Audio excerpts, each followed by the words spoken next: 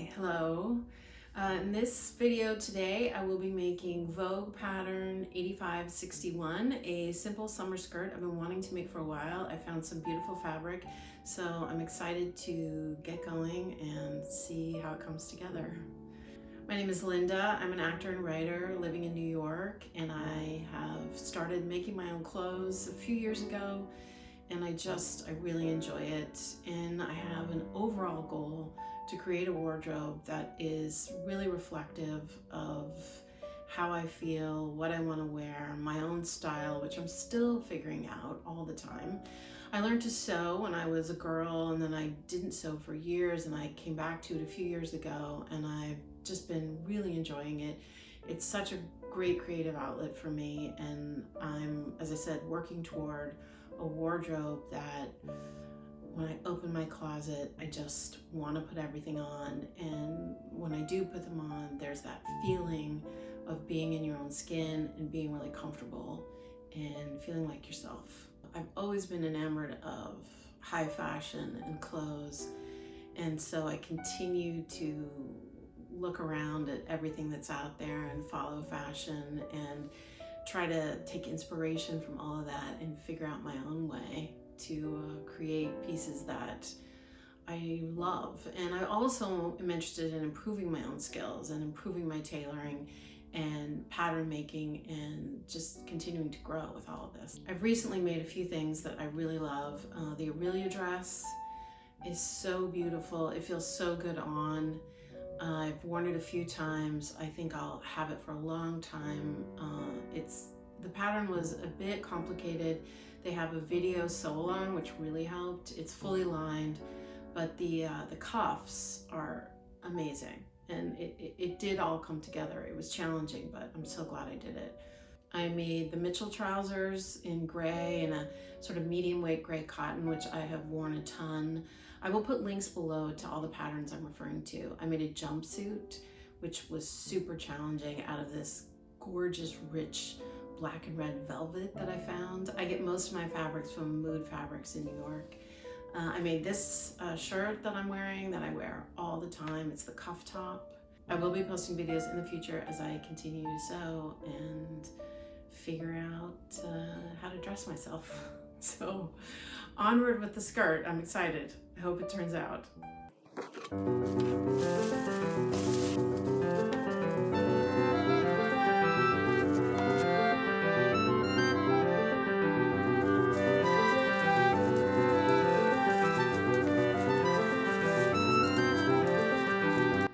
Starting work for today. It is really handy to have the instructions right above me on the bulletin board. I used to have them thrown all around and constantly moving them.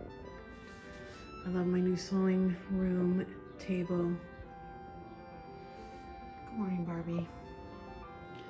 This is the first time I've encountered this instruction on a pattern, and I guess it's because I don't sew that much with fabric on the bias. There are 3 pieces in this pattern that are cut on the bias, meaning not with the grain of the fabric. So the instructions are to cut them out and then press them on the bias to get some of the stretch out, and then cut an additional inch off so that they actually fit correctly. So that's what I'm doing right now. I'm marking, and then I will cut this inch off of those 3 pieces.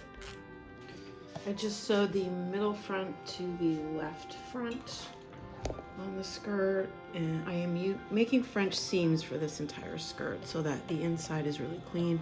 French seams are when you sew the wrong sides together first and then the right sides together. So this is the inside, and it looks perfectly clean, especially with this embroidered fabric, and then this is the outside. I think the French seams will be the right choice.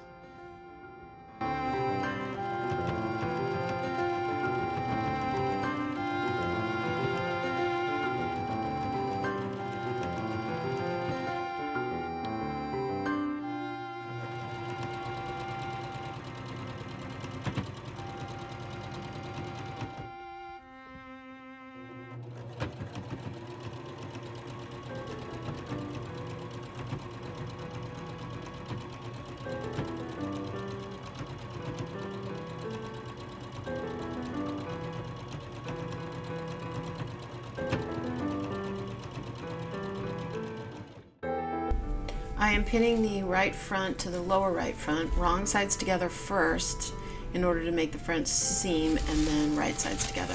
I decided to use a contrasting fabric for the lower part of the skirt in the front and the back.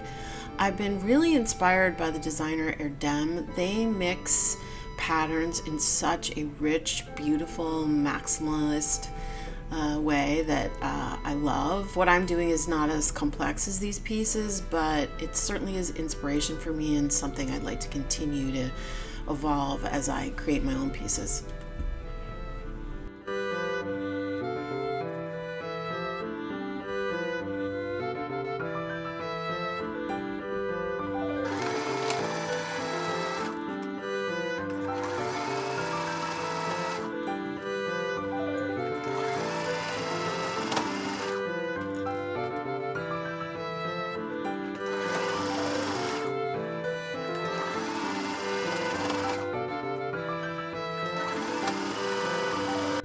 All 4 front panels are now sewn together and top stitched. It's difficult to see the center front panel that's at the bottom. It's kind of a sliver of a triangle, but it's there.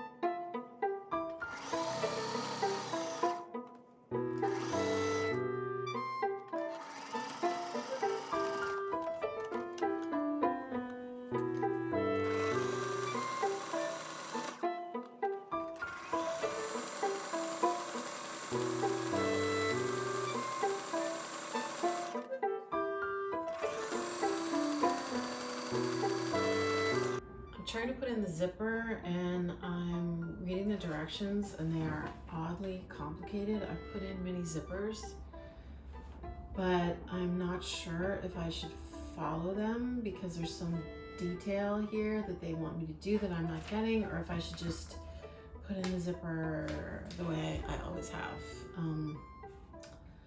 I'm gonna read it for the 10th time and see if I can understand why they're doing it this way. If not, I'm just gonna do it the way I normally would. Okay, so I figured it out and I got it in mostly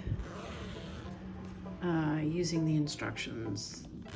It was just confusing me to have this sort of piece flap over the zipper here. But anyway, it's in and it looks good. The back side panel is on, and now I'm going to pin the sides together and put it on and see if it fits before I sew the side seams.